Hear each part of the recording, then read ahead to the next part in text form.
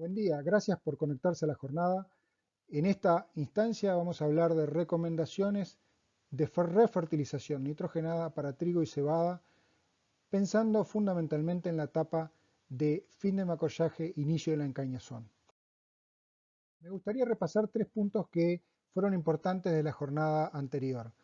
Por un lado, el hecho de que las necesidades totales de nitrógeno del cultivo aumentaron, y esto se debe al aumento del potencial de rendimiento y a la reducción de la cantidad de nitrógeno que podemos esperar provenga de la mineralización de la materia orgánica. En segundo lugar, el recambio varietal, que ha hecho que exista un nuevo escalón de oportunidad en nuevas variedades que nos ofrecen un potencial de rendimiento un poco más alto que podemos capitalizar.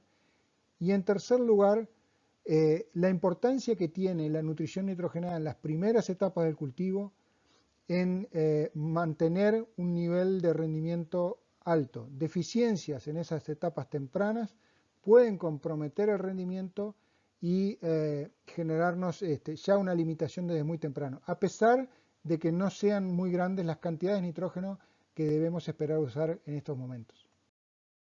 En Uruguay tenemos un esquema de diagnóstico que está basado en tres momentos: a la siembra, nitratos evaluados en el suelo a la siembra, nitratos evaluados en el suelo a mitad del macollaje en Z22, en SADOX 22, y un tercer momento en el cual en Z30, al final del macollaje, inicio de la encañazón, evaluamos dos indicadores: el contenido total de nitrógeno en la planta, como un indicador de suficiencia de nitrógeno en esa planta, y por otro lado el rendimiento esperable del cultivo.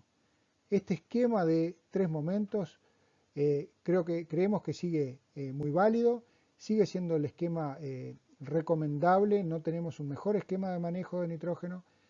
Sí, probablemente deba existir un ajuste en la lógica de la utilización del modelo, sobre todo en el Z30, haciendo más énfasis en el rendimiento esperable y menos énfasis en el indicador de nitrógeno en planta en sí mismo como un indicador de suficiencia. Y podemos ver la evolución del cultivo a través del tiempo desde el punto de vista de cómo acumula nitrógeno a medida que va transcurriendo su desarrollo. Y ahí podemos dividir tres etapas: una primera etapa de fundación, una segunda etapa de construcción y una tercera etapa de producción. En la primera etapa se absorbe poco nitrógeno. En la segunda etapa, que estamos ahora en el momento de decisión al inicio de esta etapa, se desarrollan esas estructuras y se acumula la mayor parte del nitrógeno, y en una tercera etapa se removiliza nitrógeno desde la parte de los tallos y las hojas hacia el grano, además de seguir continuando la absorción de nitrógeno desde el suelo. Los indicadores del suelo los utilizamos en las primeras etapas, los indicadores que miran en el cultivo los utilizamos en las últimas etapas. Y típicamente en Uruguay acostumbramos a dividir la refertilización en tres momentos. Incluso estamos viendo de que puede existir la oportunidad de dividir las aplicaciones de Z30 en un cuarto momento, en Z33, Z40, si las aplicaciones son muy grandes o existe la necesidad de diferir un poco en el tiempo la decisión. Los indicadores son los que ya mencionamos y los que vamos a continuar hablando en el resto de la charla. El objetivo 1 es tener a fin de julio un cultivo en estas condiciones, que esté casi cerrando el entresurco, que tenga un número de macollos importante por metro lineal y que logre tener una tasa de crecimiento muy alta desde ahora en adelante durante la encañazón. ¿Y por qué hago énfasis en lo de la fecha de fin de julio? Porque hay una cosa que nos hemos dado cuenta en los últimos años, nos hemos estado dando cuenta y asimilando, tanto desde el punto de vista de la investigación como los productores, la importancia de las siembras tempranas, y vemos que el potencial de rendimiento más alto de los cultivos, estos rendimientos muy altos, se obtienen en general con siembras de fin de mayo, eventualmente la primera quincena de junio, pero en la medida que las siembras son de la segunda quincena de junio y más aún las siembras de julio, ya ven comprometido fuertemente su rendimiento y ya sabemos que es muy difícil acceder a los rendimientos más altos. Tenemos que estar pensando en rendimientos más bajos. Entonces, la fecha de siembra, para poder llegar a julio con un cultivo en estas condiciones, la siembra tiene que ser de fin de mayo, principios de junio, primer quincena de junio. El nitrógeno del suelo lo podemos pensar desde el punto de vista de un balance, de balance de nitrógeno disponible para las plantas, esto es, de balance de la cantidad de nitratos más amonio que tenemos en el suelo.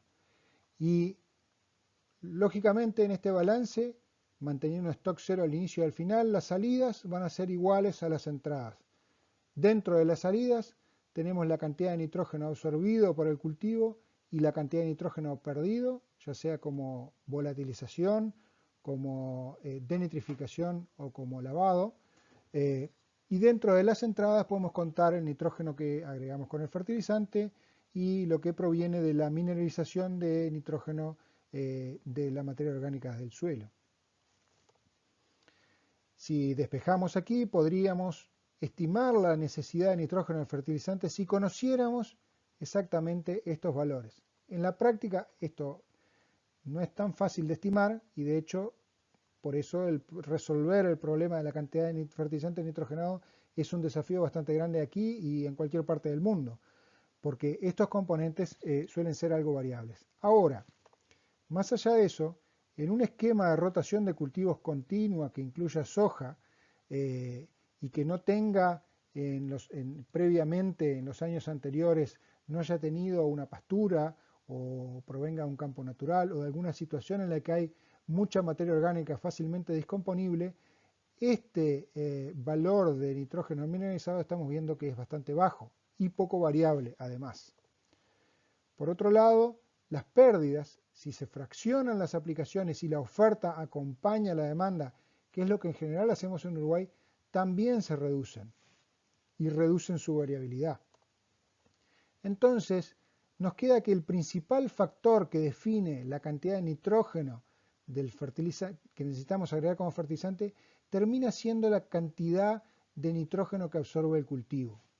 Si vemos, por ejemplo, en un ejemplo que le voy a mostrar de un experimento que hicimos, que está en las diapositivas siguientes, estos son las cantidades de kilos por hectárea de cada uno de estos componentes. Y como ven, la cantidad de nitrógeno absorbido es el principal valor en magnitud en este balance y en el cual tenemos que prestar atención porque además resulta ser bastante variable. El criterio es entonces cuantificar la demanda, la cantidad de nitrógeno que va a absorber el cultivo, tratar de cuantificar, estimarla para poder satisfacer esa demanda. Y esto es un poco un problema de el huevo y la gallina en algún sentido. ¿Por qué? Porque cuánto absorbe el cultivo depende de cuánto hay disponible. Si tenemos poca cantidad disponible, por más que la demanda pudiera ser potencialmente muy grande, que el cultivo tuviera un rendimiento esperable alto, no se va a concretar y al final, cuando cerremos el balance de ese cultivo, la demanda va a ser baja. No porque era baja originalmente, sino porque le ofrecimos poco y fue baja.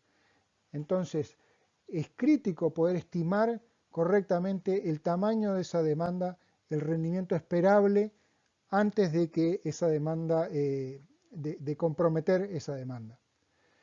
Hay que estimar el rendimiento esperable para poder definir la dosis a aplicar.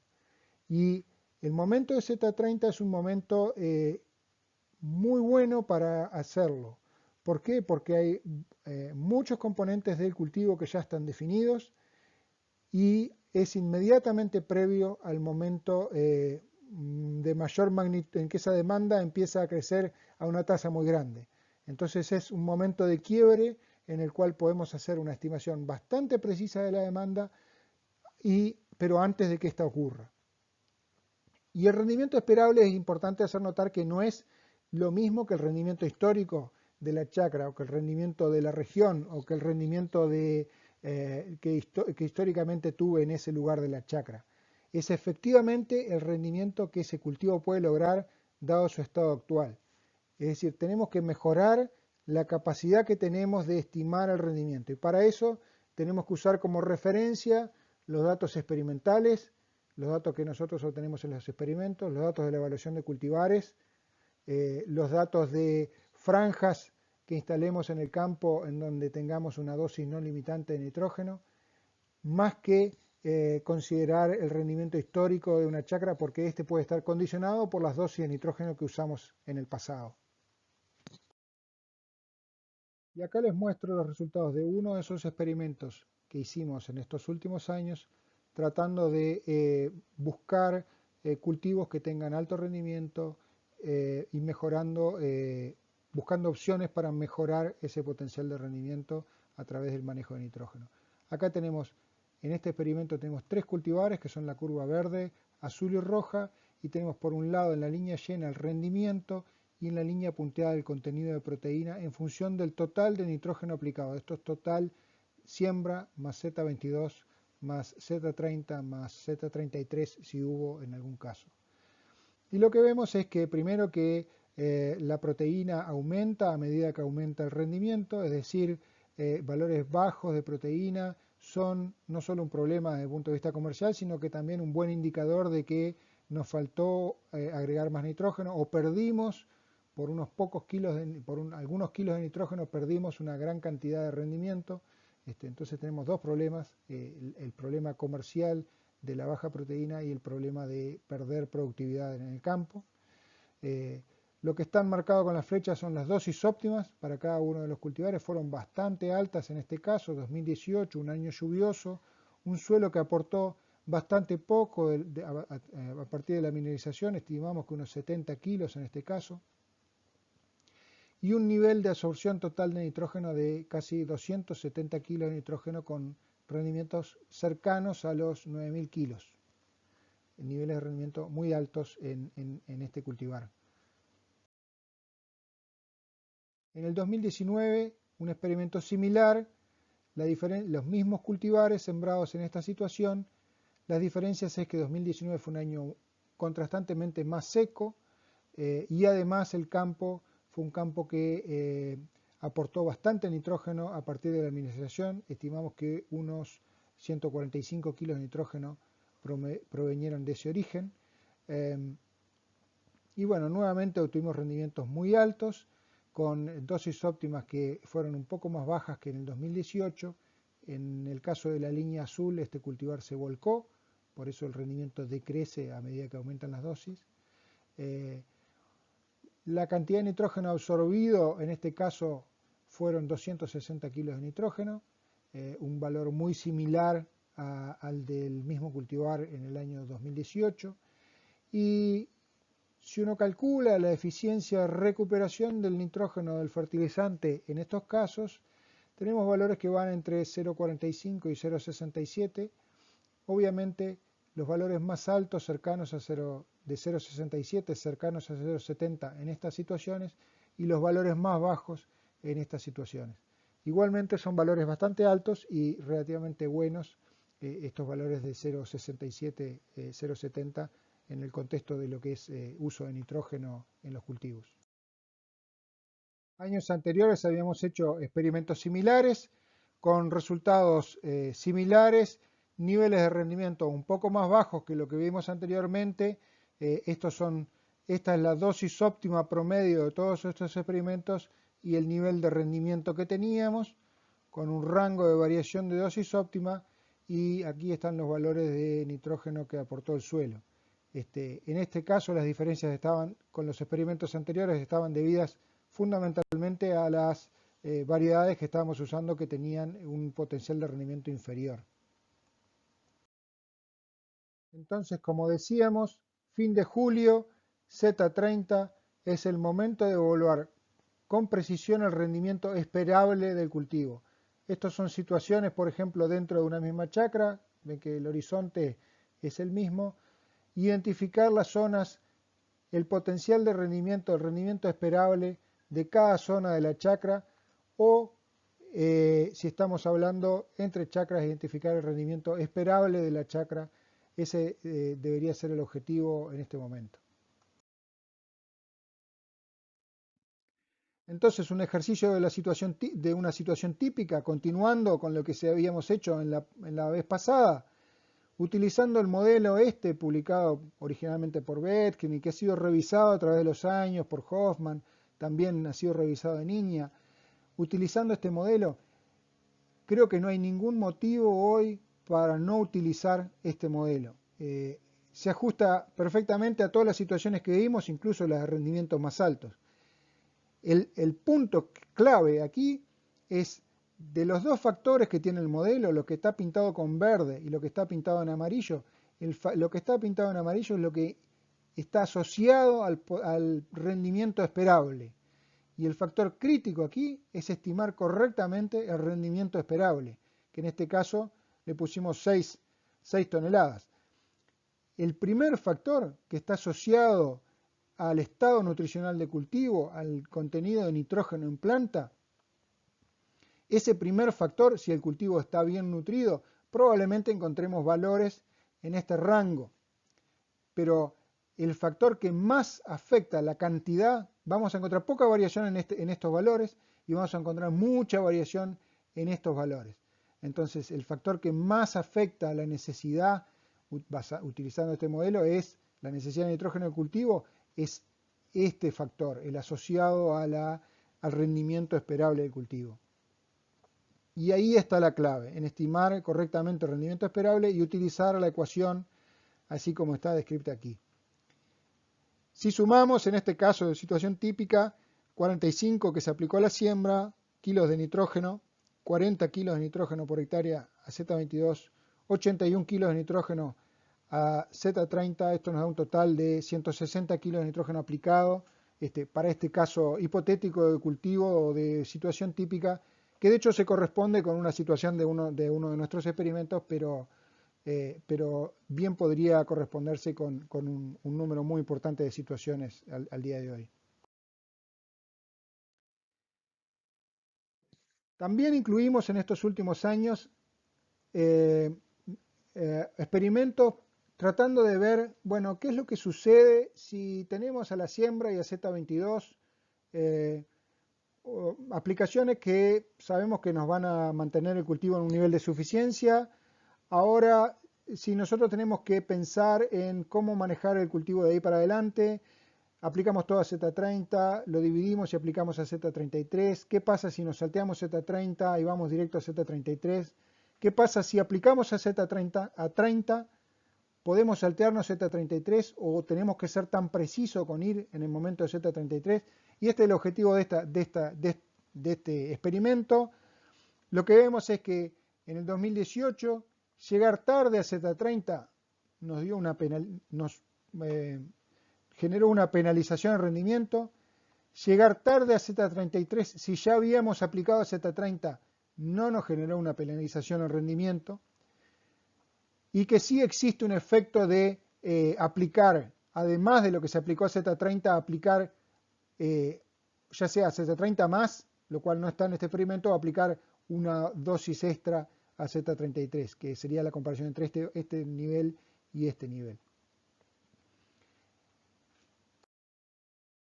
Repetimos el mismo experimento en 2019.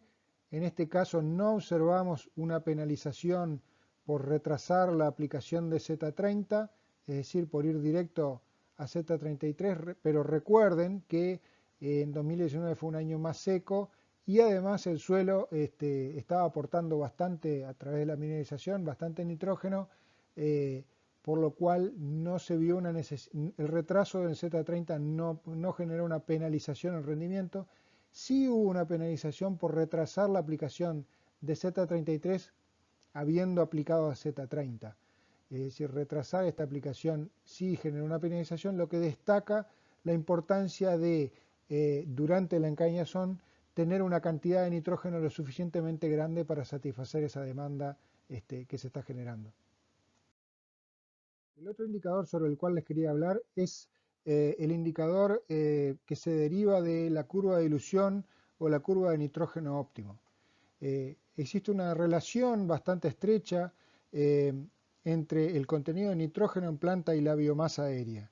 Y se puede determinar una curva de nutrición óptima que define un nivel de nitrógeno en planta para obtener el crecimiento en su nivel óptimo en el cultivo para cada nivel de biomasa, ¿no? Esa curva es la que está representada aquí por la curva negra y la ecuación esta aquí de nivel crítico óptimo. Podemos estimar un indicador, que es el índice de nutrición nitrogenada, que nos define, nos cuantifica el estado de suficiencia. Si está por encima de 1 ese indicador, comparándonos con la curva esta de referencia, tenemos un nivel de suficiencia de nitrógeno, y si está por debajo de 1, tenemos un indicador de deficiencia de nitrógeno. El indicador el índice de nutrición nitrogenada, no nos dice exactamente cuánto aplicar, sin embargo. Aunque hay un trabajo en curso para calibrar una relación empírica entre el índice de nutrición nitrogenada y la dosis a aplicar, directamente no nos dice cuánto aplicar. Si, por otro lado, una cosa que me parece importante destacar es que el índice nos puede servir para identificar cuál es el estado de nuestro cultivo. La línea punteada acá representa la trayectoria que sigue un cultivo, un caso hipotético, un cultivo a medida que va acumulando biomasa. En un inicio puede estar por encima de la curva de referencia, puede bajar, fertilizamos y el índice de suficiencia puede subir por encima de la curva, tener un consumo de lujo de este fertilizante que se agregó, luego bajar y a la siguiente fertilización subir o mantenerse. Entonces, es un buen indicador que nos muestra también lo dinámico que es el proceso de absorción de nitrógeno en un cultivo. Y la trayectoria esta depende del momento y la cantidad de la fertilización, de lo que aporta el suelo y también de la demanda del cultivo, del rendimiento esperable. Si la demanda es mayor, probablemente la tendencia a estar por debajo de la curva de referencia va a ser más clara.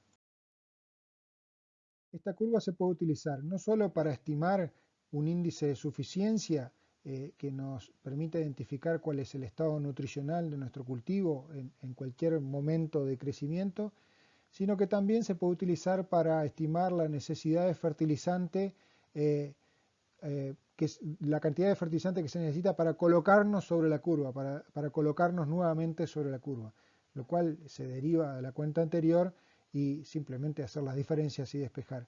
Hay que tener en cuenta que esto no considera la necesidad futura del cultivo en el periodo que reste de crecimiento, ni tampoco considera la mineralización futura de nitrógeno a partir de la materia orgánica del suelo. Operativamente este es un muestreo laborioso que requiere determinar biomasa y contenido de nitrógeno. A nivel experimental se utiliza mucho, a nivel de campo es bastante desafiante por el trabajo que lleva y hay que tener en cuenta los aspectos vinculados al muestreo de estos dos factores, de biomasa y contenido de nitrógeno, y la variabilidad que existe dentro de la chacra justamente de estos valores. El otro indicador sobre el cual les quería hablar hoy es acerca del NDI, sobre todo por su capacidad de encontrar diferencias dentro de la chacra y abordar esos problemas de variabilidad dentro de la chacra, algo que me preocupa mucho, en lo cual hemos estado trabajando estos últimos años. El NDI, como ustedes saben, es un indicador que está muy asociado a la cobertura verde y no tanto al color. Y por lo tanto, al estar asociado a la cantidad de cobertura verde, está muy asociado al potencial de rendimiento, al rendimiento esperable de cada zona de la chacra. Y podemos encontrar situaciones y diferenciar situaciones de alto rendimiento esperable y de bajo rendimiento esperable. No es un indicador muy bueno para encontrar las diferencias desde el punto de vista absoluto, pero sí es un muy buen indicador para encontrar las diferencias desde el punto de vista relativo dentro de una chacra o de una situación. Si comparamos los valores de NDI dentro de una chacra, el criterio que hemos visto resulta más exitoso es si dividiéramos el NDI en tres fracciones, una fracción del campo en donde observamos los valores NDI más bajos, se corresponden con zonas de bajo potencial de rendimiento que tienen otros problemas y en los cuales debemos economizar o aplicar dosis bajas de nitrógeno. Las zonas de NDI del campo que tienen NDI más alto, que se ven así, son zonas de alto potencial de rendimiento en el que el suelo probablemente está aportando mucho nitrógeno. Y las zonas de NDI intermedio son zonas que mantienen también un alto potencial de rendimiento, pero el suelo está aportando poco, menos que en estas situaciones, y por lo tanto deben llevar dosis de nitrógeno un poco más altas que las zonas de NDI alto de la chacra. El efecto de la distribución de fertilizantes dentro de la chacra entonces puede llegar a ser muy grande. Podemos tener un efecto importante de economizar fertilizante en zonas de baja probabilidad de respuesta, donde el rendimiento esperado es bajo, y aplicar ese fertilizante en zonas de mayor probabilidad de respuesta. Es así que si esta fuera una chacra donde tenemos los valores de NBI que se fueron midiendo, podemos economizar fertilizante aquí, en las zonas de bajo NBI, y aplicarlo en otras zonas como las que están en los colores verdes o intermedios. El efecto es que del porcentaje, si viéramos el porcentaje de la chacra acumulado, hay zonas de la chacra en las que estamos ahorrando nitrógeno y ese nitrógeno lo podemos aplicar en otras zonas en las que probablemente la necesidad o la probabilidad de respuesta es más alta que en estas zonas en que el rendimiento esperable ya sabemos o podemos predecir que es más bajo. Esto tiene un efecto en el aumento de la eficiencia de uso de nitrógeno. Y el otro punto que es importante agregar es que la respuesta al agregado de nitrógeno es mayor a nivel local. Cuando nosotros evaluamos en cada punto, que es lo que hacemos a nivel experimental, tenemos una respuesta muy grande. Cuando evaluamos una zona o aplicamos a una chacra, la respuesta se ve atenuada. Entonces, el tomar decisiones a nivel de punto aumenta la capacidad de obtener respuesta. Consideraciones finales. La nutrición nitrogenada es un proceso dinámico que resulta del balance entre los ingresos y las salidas de nitrógeno del sistema y que la demanda de cultivo es el factor de mayor magnitud. Tanto entre chacras como dentro de la chacra la demanda varía mucho y es al día de hoy que aspiramos a rendimientos muy altos, es sin duda el principal factor en juego en el balance de nitrógeno del cultivo. En Z30 y Z65 el criterio debería ser cuantificar y satisfacer esa demanda. En Z22, previo a Z22 decíamos que el criterio debería ser mantener la suficiencia y diferir las aplicaciones. Implícitamente estaba asumido hasta poder estimar, cuantificar esa demanda para poder satisfacerla. Evaluar el rendimiento esperable es la forma de definir esa necesidad futura probable de nitrógeno. El modelo de Z30 nosotros vemos que es válido, sigue siendo un modelo que da valores acertados siempre y cuando estimemos el rendimiento esperable de manera correcta. El factor más importante es el factor más importante que el contenido de nitrógeno en planta. En condiciones de déficit, como fue el caso del 2018 comparado con el 2019, como mostrábamos como ejemplo, es muy importante no saltearse el momento de Z30. Aplicar en Z30, podemos diferir una parte hasta Z33 o más tarde, pero satisfacer esa demanda lo antes posible porque la demanda durante la encañación arranca rápido y es muy grande.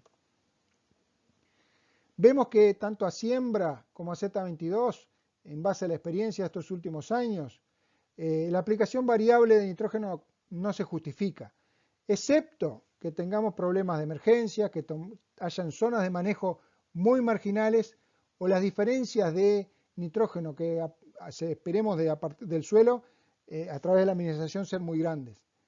En cambio, de Z30 en adelante, la aplicación variable según el estado del cultivo genera impactos importantes. Aprovechar esa variabilidad dentro de la chacra para economizar nitrógeno y hacer un uso eficiente es una oportunidad muy grande.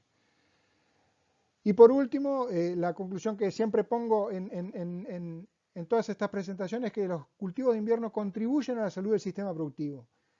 Son los que nos aportan materia seca, son una pieza clave en una rotación agrícola continua, entonces hay que hacerlos bien porque si no, no están cumpliendo ese rol que es muy valioso.